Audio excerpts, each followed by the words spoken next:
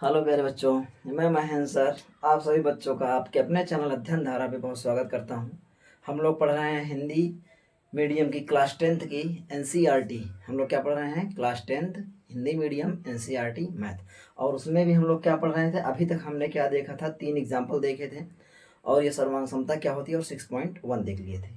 आज हम लोग देखेंगे 6.2। क्या देखेंगे हम लोग आज? अध्याय 6.2। क्या देखेंगे आज आप लोग? अध्याय 6.2। अब इसमें भी आप क्या देख रहे हैं? आपको मालूम ही होगा हम लोग क्या पढ़ रहे हैं? एनसीईआरटी पढ़ रहे हैं। एनसीईआरटी। आप एनसीईआरटी बुक अपने सामने रख लीजिएगा। एनसीईआरटी क्लास 10th की आपको हम पढ़ा रहे हैं। अब 6.2 में देखिए, आप अपने सामने पुस्तक रख लीजिए। हम यहाँ से प्रश्न को पढ़ते जाएंगे और आपका सॉल्व भी कराते जाएंगे। देखिए पहला प्रश्न है इसमें। प्रश्न नंबर पहला है कि आकृति, क्या लिखा है? आकृति 6.17 और 6.1 पहला नंबर है और दो आकृतियां आपके सामने दी गई हैं। दो आकृतियां दी गई हैं जिसमें क्या है बेटा? में प्रश्न लिख रहे हैं, आप देख लीजिएगा। डीई समांतर है बीसी के। डीई किसके समांतर है? बीसी के। और फिर क्या है बेटा? नंबर 1 में क्या है? बीसी। नंबर 1 में क्या है? ईसी। ईसी। और नंबर 2 में क्या है बेटा? एडी ज्ञात करना है। क्या ज्ञात करना है आपको? एडी ज्ञात करना है। क्या करना है? एडी ज्ञात कीजिए। ठीक बच्चों, ये आपका प्रश्न है। अब प्रश्न में क्या है? पहला नंबर है, देखिए। देखिए बेटा, आप ये आकृति ये बनी हुई है। अब इसमें क्या है बेटा? ये क्या है आपका? ए है। ये क्या है? बी है। ये क्या है? सी है। ये जो देख रहे हैं आप, ये हम आपका प्रश्न का ही नोट कर रहे हैं। यहाँ पे क्या है? डी है। यहाँ पे क्या है? ई है। ये क्या है आपका? इसकी माप दी गई 1.5 cm और इधर वाले की है 1 cm और इधर वाले की क्या है बेटा? यहाँ वाले की है 3 cm और यहाँ वाले का आपका नहीं मालूम है। ठीक बच्चों, आपके सामने दिया गया है। अब इसमें पहली वाली आकृति में ये बोला गया, देखिए कह रहा है पहला और दूसरा।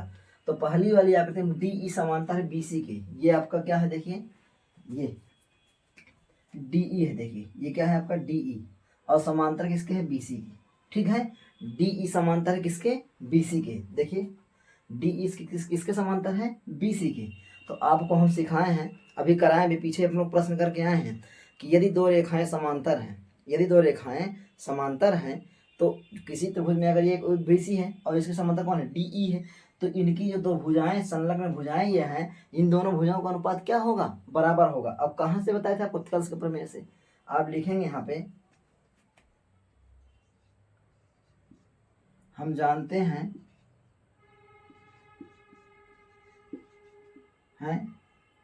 कि ए डी, क्या लिखेंगे बेटा? ए डी बटा, देखिए ए डी यहाँ से लेकर यहाँ तक, फिर लिखेंगे ए डी बटा डी बी। ए डी बटा डी बी बराबर ए ई, ये यहाँ से यहाँ तक और फिर यहाँ से लेकर यहाँ तक। इधर इस प्रकार ये वाला भी है, यहाँ से लेकर यहाँ तक हुआ था। ए ई बटा ई सी। क्या लिखेंगे बेटा? ए ई बटा ई सी। ठीक, ये कहाँ से होगा बेटा? आप यहाँ पे लिख देंगे, यहाँ पे लिखिए इसको कि थेल्स के प्रमेय से। अब बहुत से बच्चे लिख देते हैं कि प्रमेय 6.1, तो कोई दिक्कत वहाँ से नहीं। थेल्स के प्रमेय से कहाँ पे बराबर भुजाओं का अनुपात कहाँ बराबर होगा? थेल्स के। अब एडी का मान देखिए बता, एडी का मान बेटा दिया हुआ है 1.5। उठा के मान रखिए, बस हो गया। और नहीं समझ में लिख लीजिए यहाँ पे कि एडी बराबर 1.5, एडी बराबर 1.5 cm और डी बी बराबर 3 cm और ए ई 1 cm, और EC बराबर क्या है बेटा, कुछ भी नहीं है, यही तो आपको निकालना है। तो AD का माप उठा के रखिए 1.5, AD का माप क्या हो जाएगा 1.5।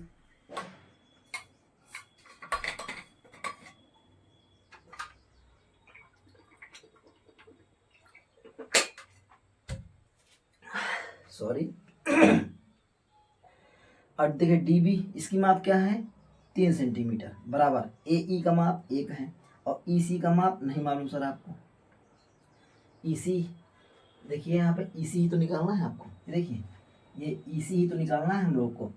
तो अब लिखिए पॉइंट हटाइए, यहाँ पे 0 बढ़ेगा, 15 एकम 15, 15 दूना ये 30। अब पक्षांतर करेंगे, देखिए यहाँ पे 1 है तो EC ये क्या हो जाएगा, EC बराबर 2 को जब 1 में गुणा करें 2 एकम 2, EC का माप क्या आ गया 2 सेंटीमीटर। यही आपका आंसर हो गया, यही आपका क्या हो जाएगा बेटा, यही आपका आंसर, पहला नंबर। ठीक है, देख लीजिए, आप लोग नोट करना हो नोट कर लीजिए। ठीक है, अब चलिए हम लोग अब देखते हैं हम लोग दूसरा सवाल। ठीक, अब देखिए हम लोग देखेंगे दूसरा सवाल इसमें ना।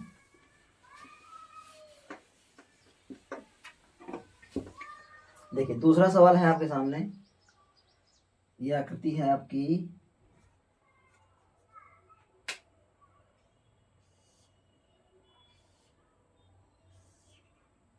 ठीक है, ये ऐसे है और ये कोई रेखा ही है, ये कोई प्रतिच्छेद रेखा ही है।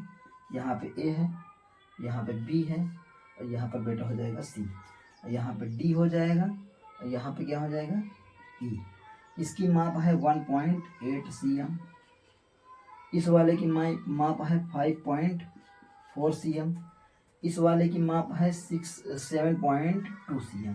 ठीक, अब लिख लीजिए यहाँ पे बच्चों, आप जब आप लिखेंगे बेटा तो लिखेंगे यहाँ पे AD नहीं मालूम sir, question mark, DB 7.2 cm, फिर लिखेंगे AE बराबर 1.8 cm हो जाएगा बच्चों, और EC बराबर हो जाएगा 5.4 cm। ठीक, ये ऐसा हो गया। आप लिखेंगे, अब यहाँ पे आप जब हल करेंगे आप लिखेंगे कि त्रिभुज ABC में, त्रिभुज ABC में क्या लिखेंगे आप कि ये दिया हुआ है यहाँ पे, क्या दिया हुआ है आपके सामने, DE समांतर है BC के, DE समांतर है BC के।